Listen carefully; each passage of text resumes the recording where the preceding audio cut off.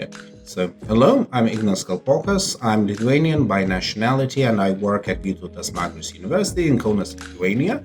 I work there as an associate professor at the Department of Public Communication. Generally, my research interest is in the area of information security, manipulation, disinformation, propaganda, post-truth, and that sort of broad areas. So basically, I'm interested in the abnormalities of communication.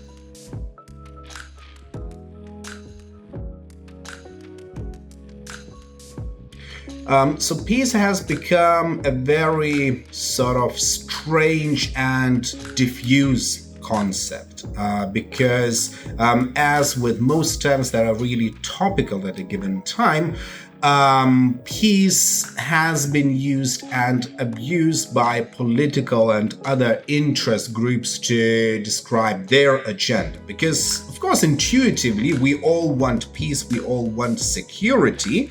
It is just that we imagine peace and ways towards peace in extremely different ways. Generally, I would define peace as a condition in which we feel secure, in which we feel that there is no, at least imminent threat to our interests or even our existence. But again, what exact meaning we put into all of those elements might differ very significantly from person to person.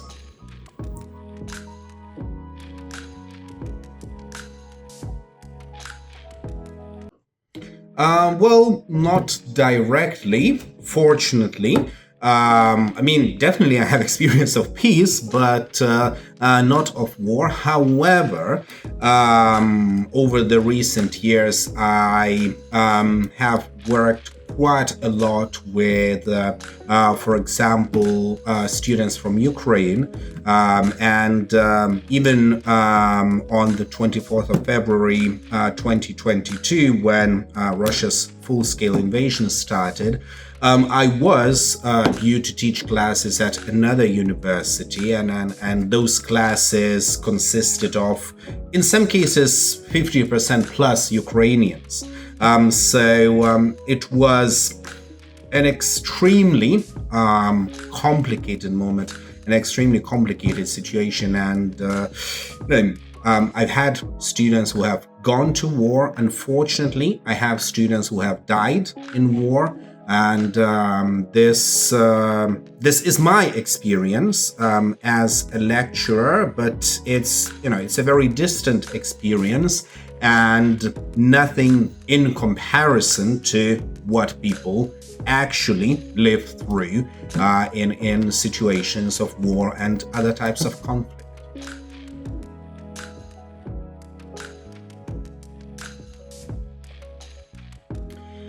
So conflicts in the broader sense, from disputes when it comes to communication to full-scale wars when it comes to international security, they to some extent start and end similarly, because it's all about incompatible worldviews. It's all about incompatible interests, or at least situations when worldviews or interests are perceived as incompatible. And the situations might vary. We may have situations where it's just miscommunication, misunderstanding that has spiraled out of control, but nobody is really more culpable than anybody else. Of course, we have other situations where we can determine the objectively wrong side, the one who injures the other. So that certainly has to be taken into account, but generally it's all about incompatibilities that are clashing against one another. And of course, any durable end to the conflict or to war even can only come when those incompatibilities are somehow made less sharp, less pointy, and when at least some area of understanding is established. I mean, with long-term rivalries, with long-term conflicts, we can't expect people to just suddenly start loving and hugging each other.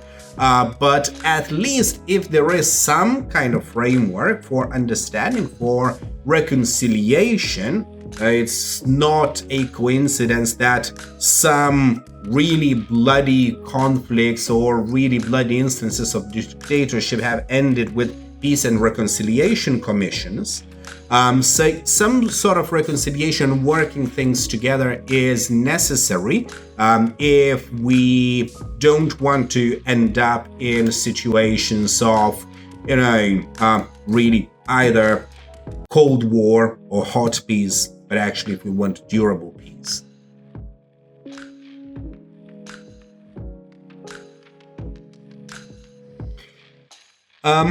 First of all, there needs to be mutual willingness to do that, because if there's only one side wishing to put an end to the conflict, and the other side, because either it's deluded or because it's too invested in some way in the conflict as such, then we are not going to see an end to a conflict, at least not an end in sort of durable and mutually agreeable terms. We can see an end there, for example, if we're talking about military conflict, in terms of comprehensive defeat. That would be an end to a conflict in the sort of hot war sense, but it certainly will not be an end to the conflict in terms of underlying antagonisms and simmering anger that can then turn into yet another round of conflict. So the most important thing is mutual willingness. If that is absent, if it's present on one side only, then we're not going to achieve anything.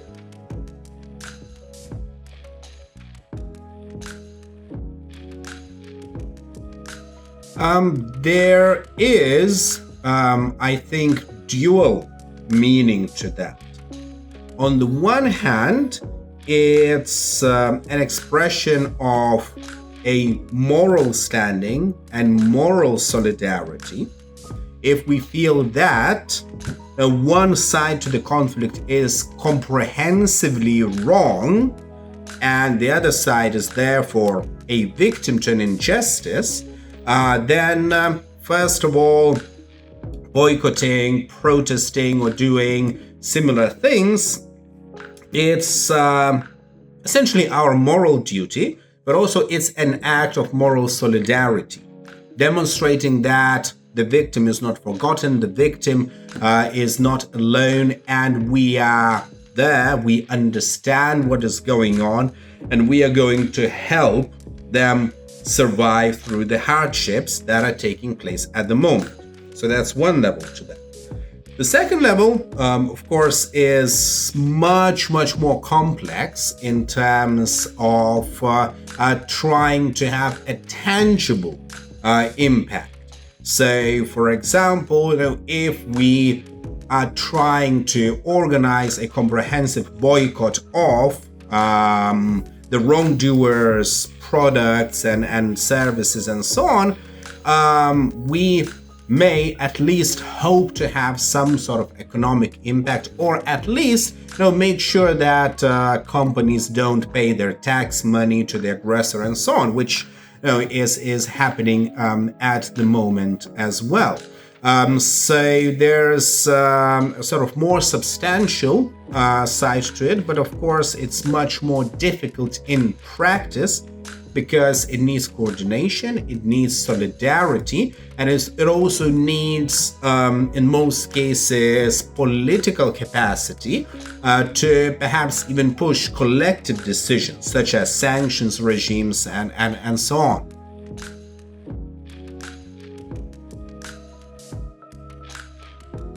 An extremely tough thing to do, because as with all situations that are emotionally loaded, there's a lot of stuff going on from any side towards and conflicts. And even the side that we feel or we know to be on the right side, they are also prone to emotions. They can also be prone to exaggerations and so on, which is completely understandable, because they are even more heavily invested in what's going on than us. I mean, it's their life and livelihood and so on at stake. So it's always important to keep that in mind. At the same time, it's also not necessarily a good decision to adopt this worldview of, I'm listening to one side, I'm listening to the other side, and the truth will be somewhere in the middle. No, what you'll get is probably you'll get half propaganda at best.